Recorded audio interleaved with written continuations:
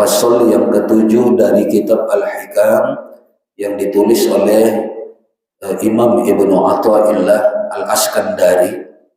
Beliau menyatakan, la yushakkikannaka fil wa'di adamu wuqu'il ma'ud wa in ta'ayyana zamanuhu li'alla yakuna dhalika qadhan fi basiratika wa ikhmadan linuri sariratika.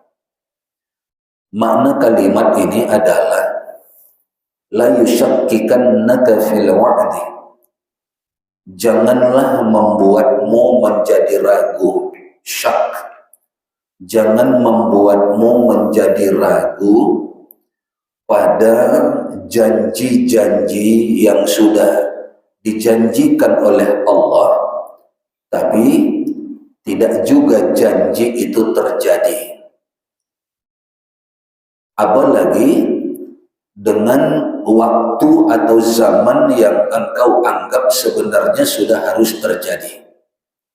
Li'alla yakuna dzalika, jika itu terjadi pada dirimu, maksudnya ragu-ragu tadi kepada janji Allah yang belum juga dipenuhi oleh Allah, walaupun sudah saatnya sebenarnya dipenuhi, maka hal yang demikian itu, munculnya keraguan-raguan itu, qadhan fi basiratika, itu pertanda sudah buta mata basirahmu, mata hatimu. Itu pertanda sudah buta basirahmu, itu pertanda sudah buta mata batinmu. Wa ikhmadan linuri sariratika, dan itu pertanda juga sudah redup, bahkan sudah padam cahaya sirmu, cahaya nuranimu yang paling dalam pun itu sudah padam. Maksud dari fasal yang ketujuh ini, Bapak dan Ibu jamaah yang dirahmati oleh Allah Subhanahu wa taala, kita mengetahui bahwa Allah itu disebutkan dalam ayat Al-Qur'an, innaka la tukhliful mi'ad, tidak akan pernah ingkar pada janjinya. Allah akan menepati janjinya. Dan banyak janji-janji yang diberikan oleh Allah di dalam Al-Quran maupun yang disebutkan oleh Nabi kita SAW, firman itu di dalam hadis-hadis kudusinya atau juga lewat hadis-hadis Nabi kita SAW. Ada janji itu yang nanti di akhirat dijanjikan oleh Allah, tapi ada janji itu yang Allah janjikan akan Dia berikan di dunia. Kemudian ada janji itu yang sifatnya batiniah, tidak nampak oleh kita. Tapi ada juga janji itu yang sifatnya semestinya zahir, nyata, bisa kita lihat. Seperti misalnya di antara janji Allah itu yang seharusnya bisa bersifat zahir, bisa bersifat nyata, dan janji itu di dunia adalah bahwa Allah yang menjanjikan sholat duha itu salah satu keutamaannya adalah akan membukakan pintu rezeki. Tapi dalam contoh yang satu ini misalnya, seseorang meyakini bahwa sholat duha itu adalah wasilah untuk membuka pintu-pintu rezeki.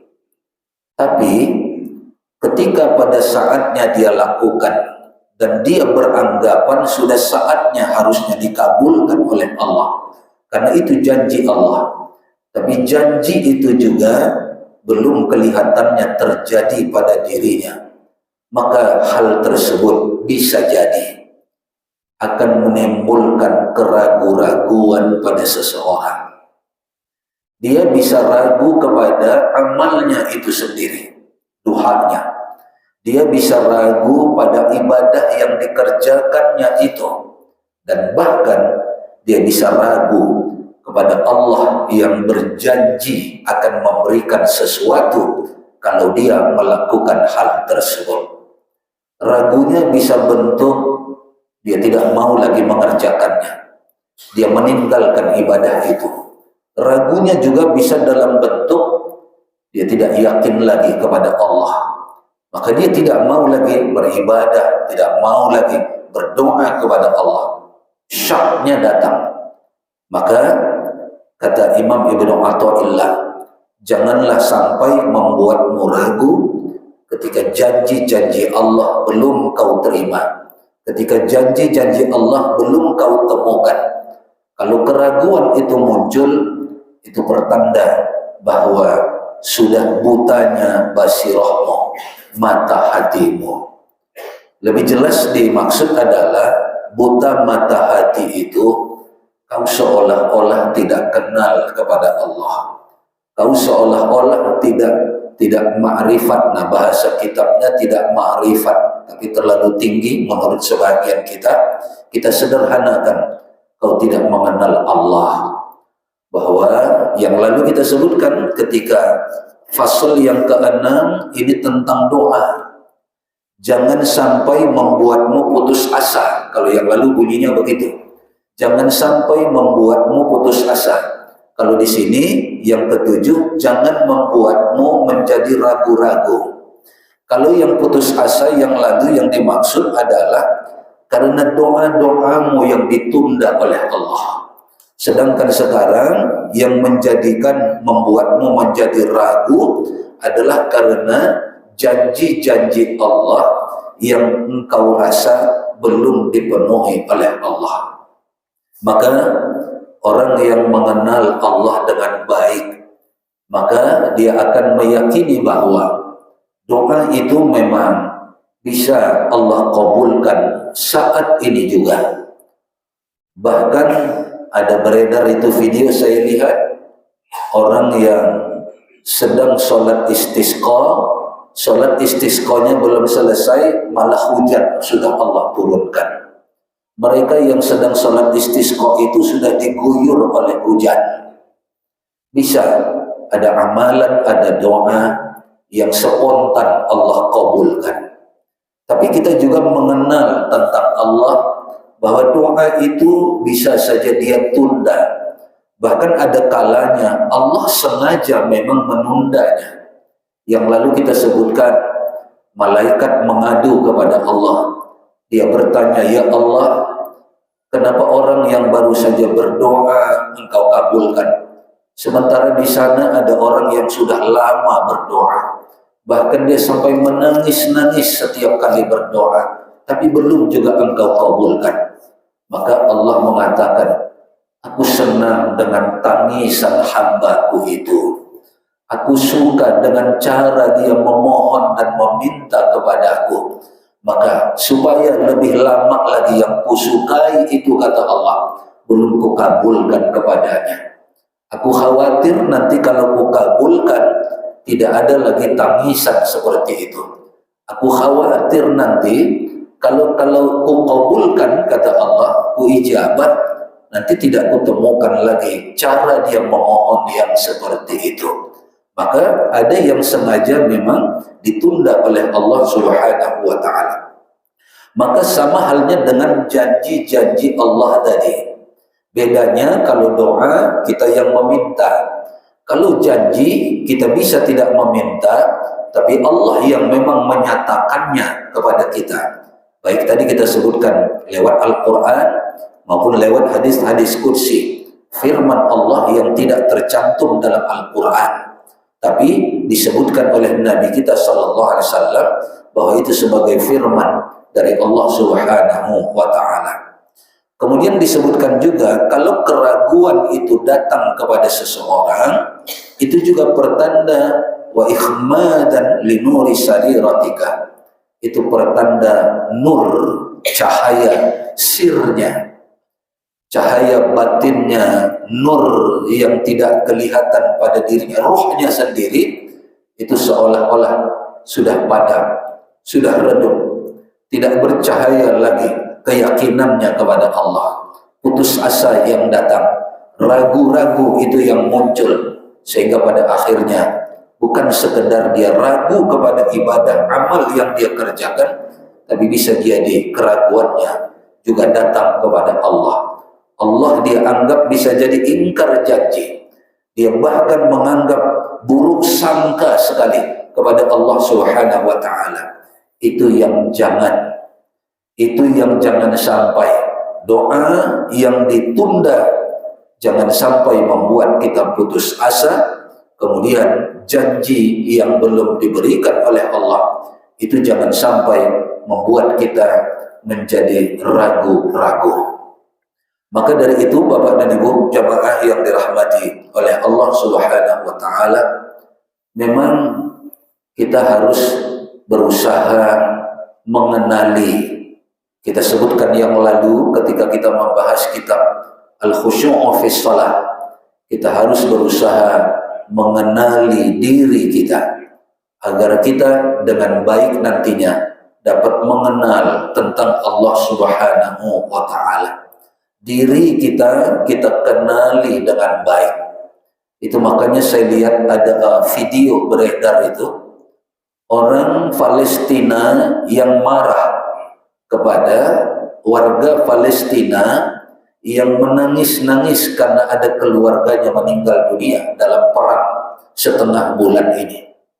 Dia mengatakan, apakah kau tidak paham? Kau tinggal di negeri jihad. Apakah kau tidak mengerti bahwa engkau tinggal di negeri pertempuran seperti ini? Seharusnya kematian keluargamu itu jangan kau tangisi, tapi justru kau syukuri, ucapkanlah Alhamdulillah. Karena dia sudah jelas matinya syahid, matinya jihad. Sementara engkau sendiri belum jelas matinya nanti seperti apa. Nah, jadi di Palestina itu sudah ada orang yang paham bahwa dia memang tinggal di negeri jihad dan seumur hidup mereka akan terus berjihad. Seumur hidup mereka bahkan sampai kepada keturunan mereka.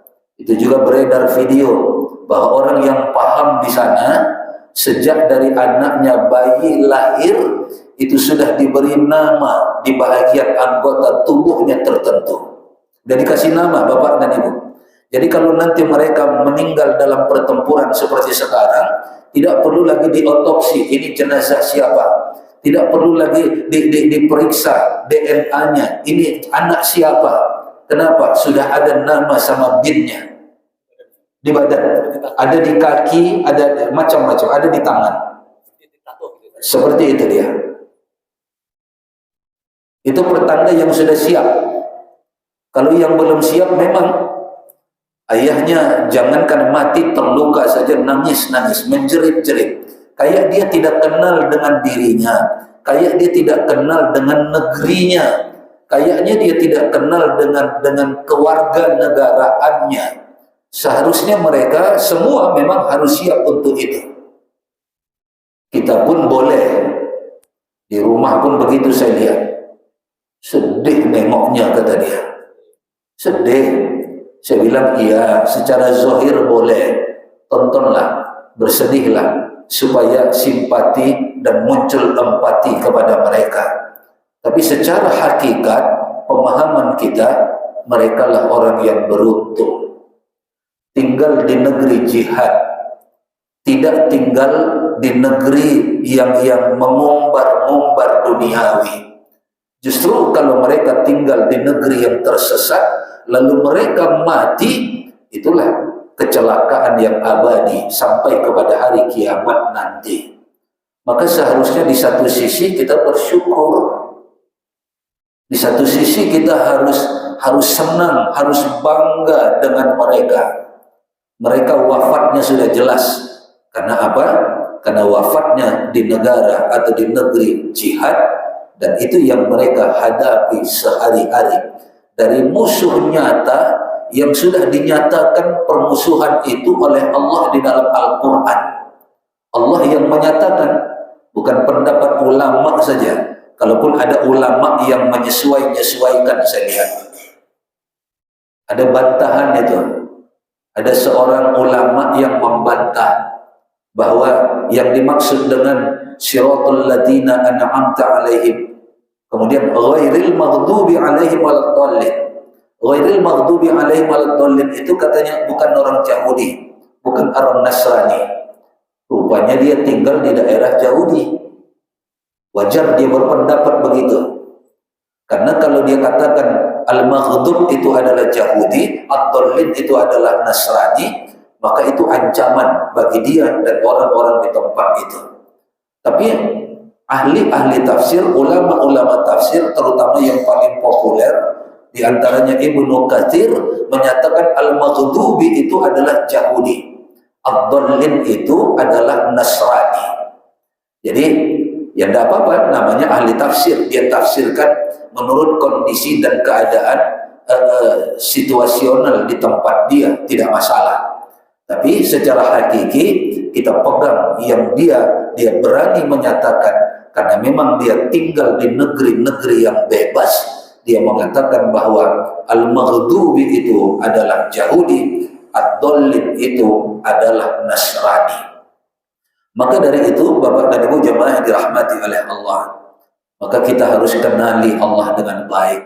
Kita harus paham bahwa doa itu tidak akan Allah kabulkan segera.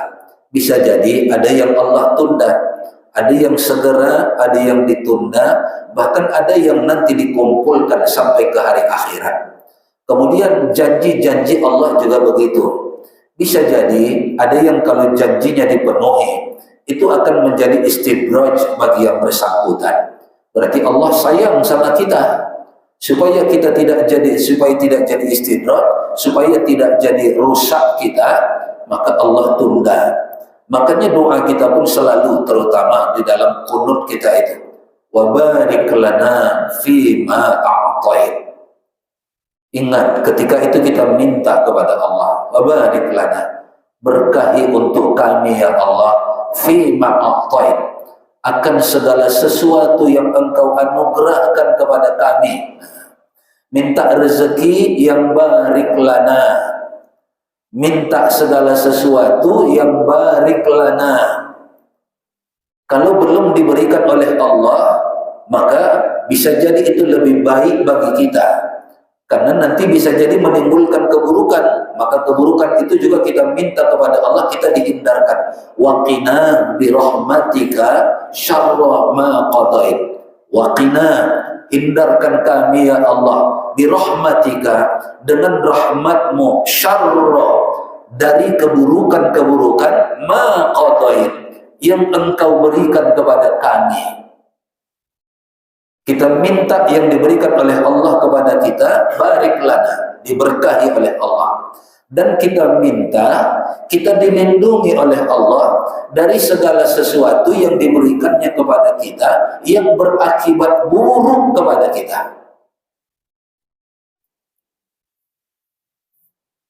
Itu yang harus kita kenali. Siapa Allah kita, siapa Tuhan kita, bagaimana sifat-sifatnya, bagaimana dia dalam hal mengabulkan doa, mengijabah yang kita minta. Bagaimana Allah itu tentang memenuhi janji-janjinya, supaya kita tidak, yang tadi, tidak putus asa, supaya kita tidak menjadi ragu kepadanya, diakibatkan karena kita yang tidak mengenalinya, atau malah kita seolah-olah memaksa. Yang kita minta itu harus sekarang, harus spontan, harus saat ini. Padahal Allah yang menentukan waktunya itu kapan baiknya bagi kita.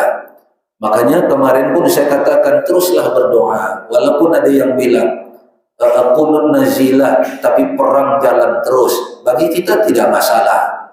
Kenapa? Karena jangankan kita, Nabi Musa memohon untuk kehancuran Fir'aun dan pengikutnya, itu 40 tahun kemudian baru dikabulkan oleh Allah.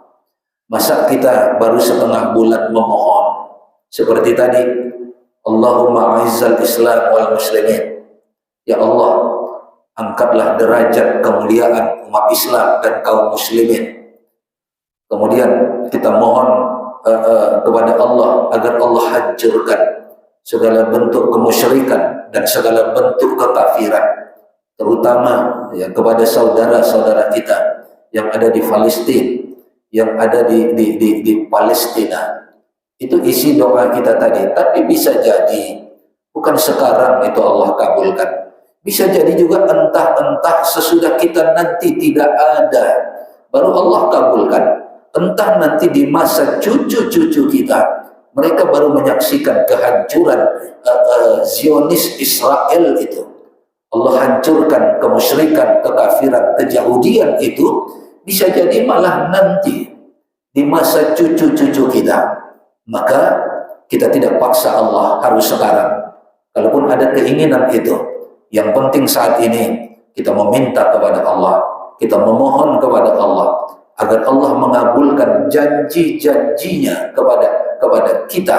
Karena Allah yang menjanjikan sama kita. Di antara janji itu bunyinya, in tansurullaha yansurkum. Kalau engkau menolong agama Allah, maka Allah akan menolongmu senantiasa. Ini kan janji dari Allah nih. Siapa yang menolong agama Allah, maka Allah akan menolongnya pada saatnya Allah mentakdirkan pertolongan itu datang kepadanya. Ini bentuk janji dari Allah. Maka dari itu, Bapak dan Ibu jamaah yang dirahmati oleh Allah Subhanahu wa taala, ini fasal yang ketujuh hampir mirip dengan fasal yang keenam, cuma bedanya yang lalu kita sebutkan. Yang keenam itu persoalan doa yang ditunda oleh Allah. Jangan sampai menimbulkan putus asa dalam berdoa. Sementara yang ketujuh ini berkenaan dengan janji-janji dari Allah Subhanahu wa taala yang tidak terpenuhi atau belum terpenuhi, belum dikabulkan janji itu, maka juga jangan sampai menimbulkan syak, menimbulkan keraguan pada kita. Teruslah berdoa kalau itu bentuknya doa tadi, teruslah beribadah kalau itu bentuknya ibadah, yang dari ibadah itu akan ada janji-janji yang diberikan oleh Allah Subhanahu wa taala kepada kita. Saya kira ini, saya persilakan jika ada yang ingin kita diskusikan, waktu masih ada saya pikir.